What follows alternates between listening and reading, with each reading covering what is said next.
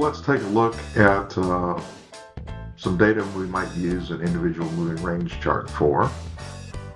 And this comes back from my past consulting days where I was working with a company and their treasury department was looking at the overnight borrowing they did to make sure they could cover their accounts payable.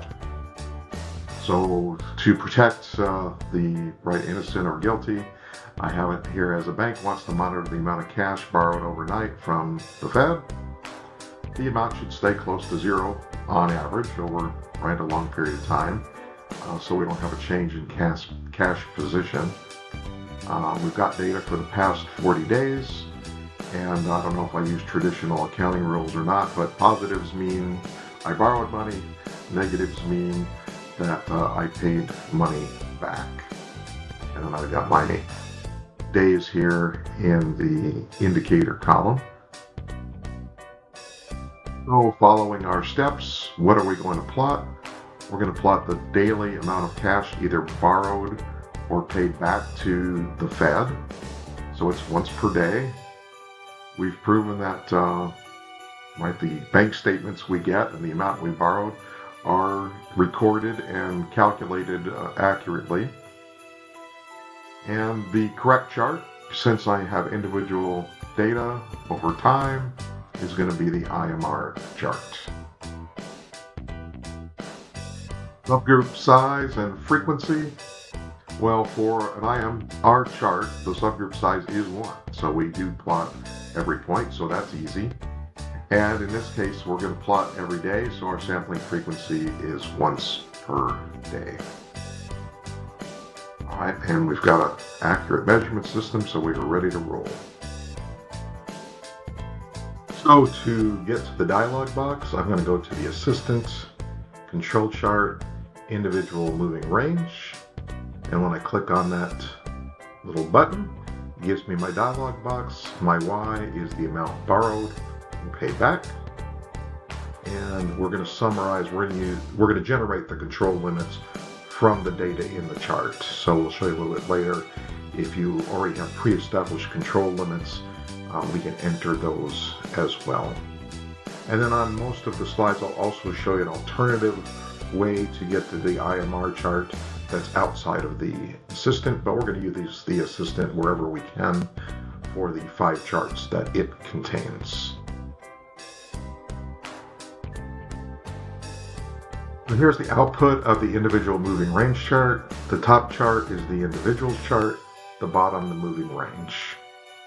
Traditionally, we look at the moving range chart first, and the reason we do that is this MR bar is used to set the control limits for the individuals chart.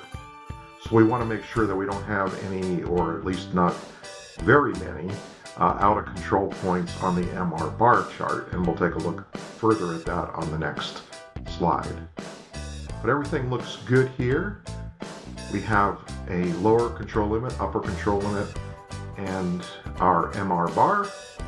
So it looks pretty good. On average, we're putting more money in than we're taking out.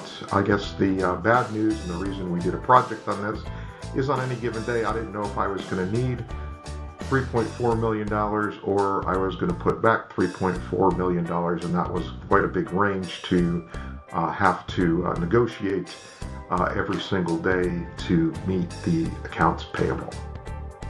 And then here up at the top it says, right, our process is stable. There are no out of control points in my individuals chart.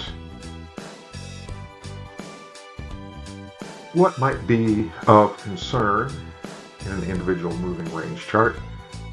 So first, looking at the moving range chart, if there are quite a few points above the upper control limit, what's going to happen is MR bar is going to get dragged up. So the mean chases outliers, so it chases those higher value points.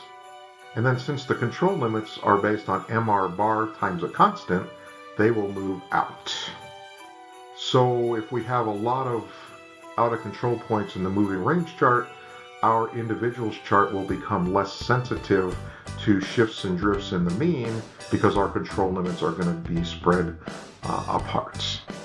And then on the individuals chart, we get concerned when we have a lot of points that are also outside of the control limits, as that indicates some type of an event. We call that the special causes, and we like to go and investigate those because they are not usual or common cause that we see on a day-to-day basis. Before we take a look at any more of the control charts, let's take a quick look at the special cause tests that are available when we create a chart.